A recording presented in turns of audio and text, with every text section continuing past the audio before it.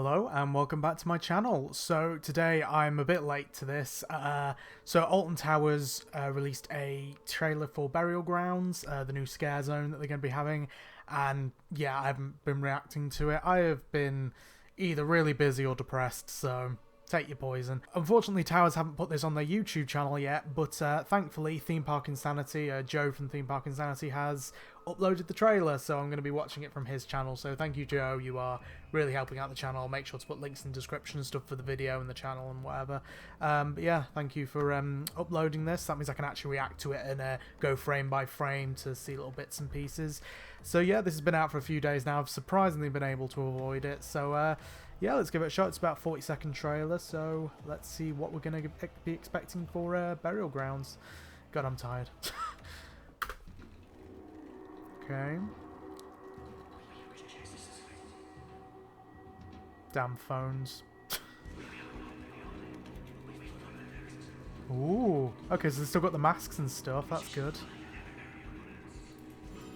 Ooh. Oh, I'm liking this.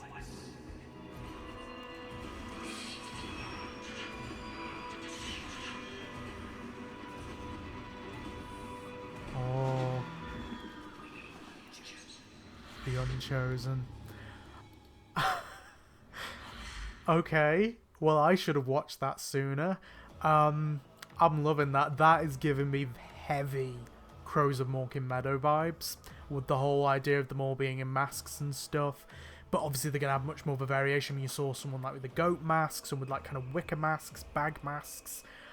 I really like the idea of this, but instead they're also going to be able to talk and stuff. You know, like with the crows, it's more body language. With this, they're going to be able to talk. They're going to have like this kind of cultish vibe to them.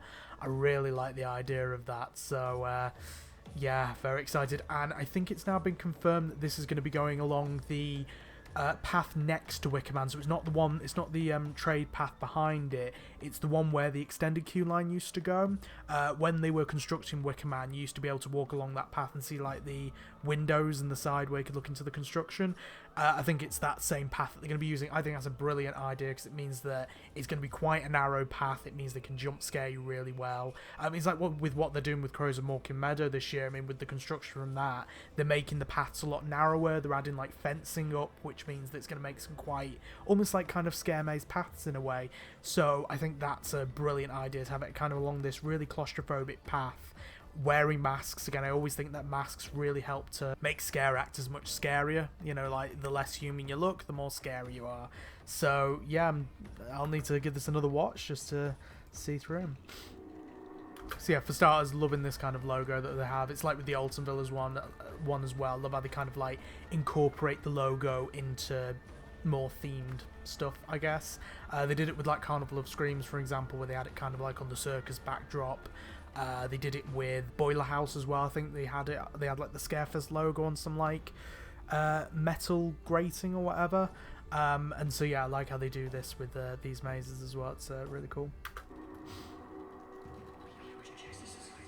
Right, yeah, so they're rejecting society, don't blame them. Yeah, so basically, it seems like it's going to be like a modern-day Bjornen, where they call themselves the Unchosen, so essentially repeating these Bjornen rituals, but with like modern-day things, so like, they don't like technology, they don't like any of society. Again, don't blame them.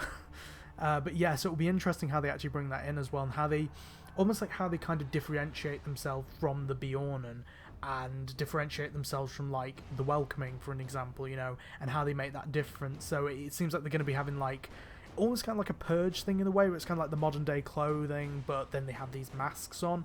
I think it'll be very similar to that, so it'll be really interesting to see that.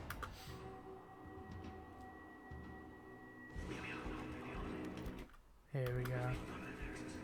Yeah, I love this. Like, these masks are so good and quite unique in a way as well. They look like they've been kind of hand built, which is good. Possibly even built in-house at Towers as well, which I appreciate, because like there's a lot of masks now that, for example, like a lot of the ones from Death's Doors I found online, so you can literally buy them, which isn't necessarily a bad thing, but I think it's always kind of good we can get, like, you know, the more unique it is, the better, you know, the more real it feels, because, like, you know, when you see one of them online, you're like, it's not as real, is it? But yeah, this looks great so far.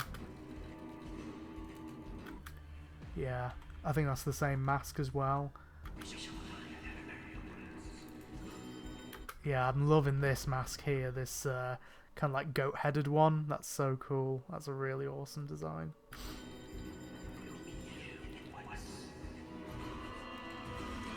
There we go, so we've got all of them. Again, of course, you've got to have one with his shirt off. But yeah, I can see like a load of different characters like this. And again, there's a lot of variety that you can do with this as well. I think it's going to be brilliant, this, from seeing this trailer. Let's have a look at this one. Yeah, there we go. So there's like the goat one with a torch. I'm assuming they're not going to have actual torches in there. I mean, they could possibly have them up, but I'm assuming they're not going to have them holding them. That would be a terrible idea. There we go, yeah, we've got one like with a bag over his head. But yeah, having like weapons like this, for example, like with Freak Show Toxic Junkyard, you have like the ones with the sledgehammers, they had like their own weaponry and stuff. So yeah, I could see that definitely being part of the Scare Zone. This gives me massive Crows and Morkin Meadow vibes, which I'm loving.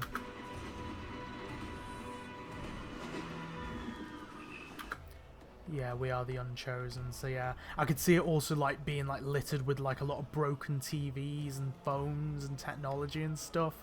That would be cool. That would be a really cool way to do it.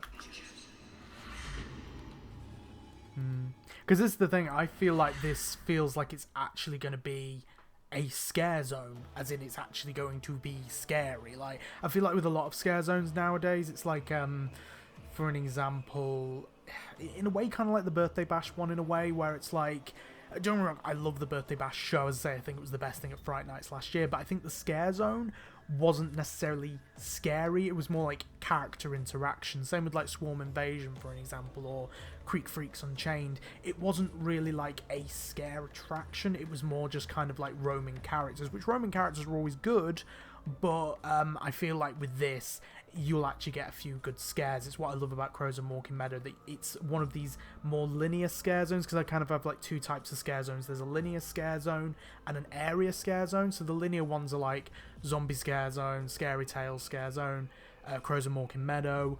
I feel like kind of Freak Show's in the middle of the two, because like the area scare zones are like Swarm Invasion, Creep Freaks Unchained, Nox Infernus, which was at Towers years ago, Dark Apocalypse, also at Towers.